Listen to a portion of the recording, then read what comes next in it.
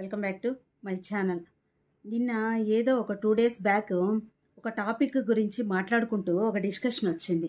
మనం ప్రోకాస్టినేషన్ అంటాం కదా, పోస్ట్ పోన్మెంట్, టైం మేనేజ్మెంట్ చెప్పేటప్పుడు పిల్లలకి ప్రోకాస్టినేషన్ గురించి చెప్తూ ఉంటాం. అలాంటప్పుడు మరి పిల్లలకి పెద్దలకి లేదా పోస్ట్ పోన్మెంట్ అనేది ఒక డౌట్ వచ్చి ఒక చిన్న సర్వే లాగా కండక్ట్ చేసాం. ఏంటి అంటే మన ఫేస్బుక్లో, వాట్సాప్లో మేడం మనం ఏదైనా ఒక అటెన్షన్తో ఉండేటట్టు మనం ఏదైనా ఒక మెసేజ్ వేసాము అంటే దాన్ని కంప్లీట్గా క్లియర్గా అబ్జర్వేషన్ లేకుండా థంబ్ సింబల్ ఇచ్చేస్తారు. అంటే అక్కడ ఎందుకు మనకి ఎప్పుడు మెసేజ్ చేయనటువంటి వాళ్ళు కానీ, లేదు బాగా దగ్గర వాళ్ళు కానీ ఇంత ఇంట్రెస్ట్గా మనకు ఒక మెసేజ్ వేశారంటే దాంట్లో ఏదో ఇంటెన్షన్ ఉంటుంది అనేది అబ్జర్వేషన్ అనేది తక్కువైపోతుంది. పిల్లలకే కాదు పెద్దలకు కూడా సరేలే మన వాళ్ళే కదా తర్వాత చేద్దాంలే అని నేను అనుకుంటారు అనే టాపిక్ వచ్చినప్పుడు వెంటనే ఇంకొక ఆలోచన చేయకుండా ఒక మెసేజ్ రెడీ చేసి నాకు ఇచ్చారు. దీన్ని మీ ఫేస్బుక్లో మెసెంజర్లో మెసేజ్ ఇవ్వండి. ఒక 10 or 15 మెంబర్స్కి మెసేజ్ ఇవ్వండి.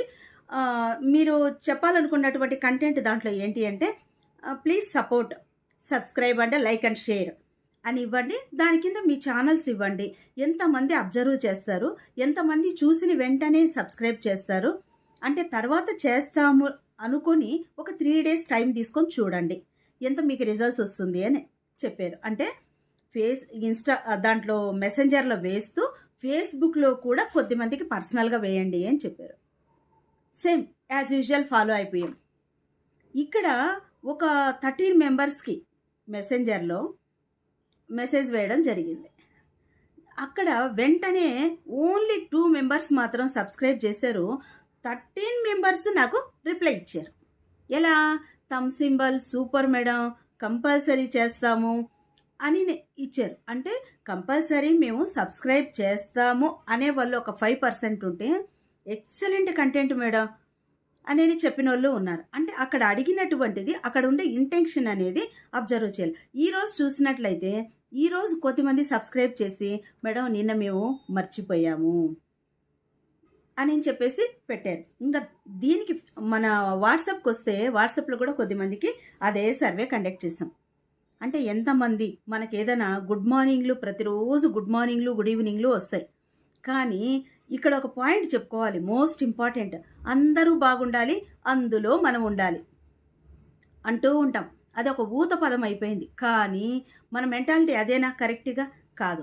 అందరూ బాగుండాలి, అందరికంటే నేను కొంచెం బాగుండాలి.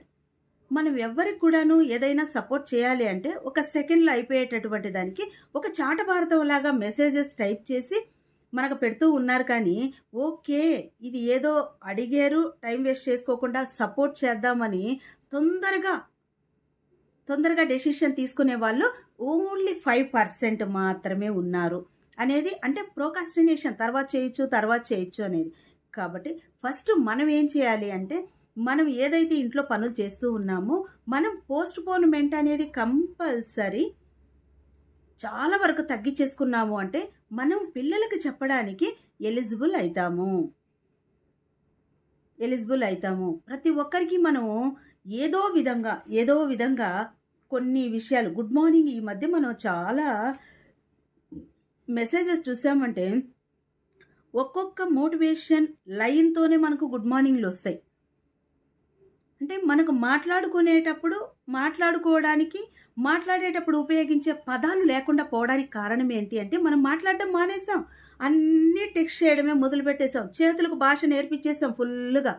కానీ మన బ్రెయిన్లో ఉండేటటువంటి భాషని, మాటల్ని, అక్కడ ఉండేటటువంటి చెప్తారు కదా వొకాబులరీ అనేది, ఎక్కడ ఏ పదాలు ఉపయోగించాలి అనేటటువంటి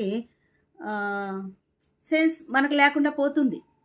మనం పెద్దవాళ్ళమే, కానీ మనం పిల్లలకి ఏం చెప్పాలి, ఎలా చెప్పాలి అనేది ఫస్ట్ మన దగ్గర నుంచే మనం స్టార్ట్ చేద్దాం. ఈ వీడియోలో నేను చెప్పాలనుకునేది ఏంటి అంటే టైం మేనేజ్మెంట్. ప్రోకాస్టినేషన్ అనేది పిల్లలకే కాదు పెద్దలకి ఇంకా చాలా ఎక్కువగా ఉంది. ఎంతో టైం సోషల్ మీడియాలో వేస్ట్ చేస్తూ ఉన్నాం.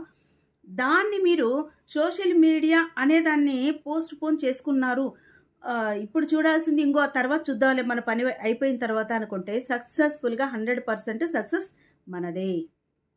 Thank you.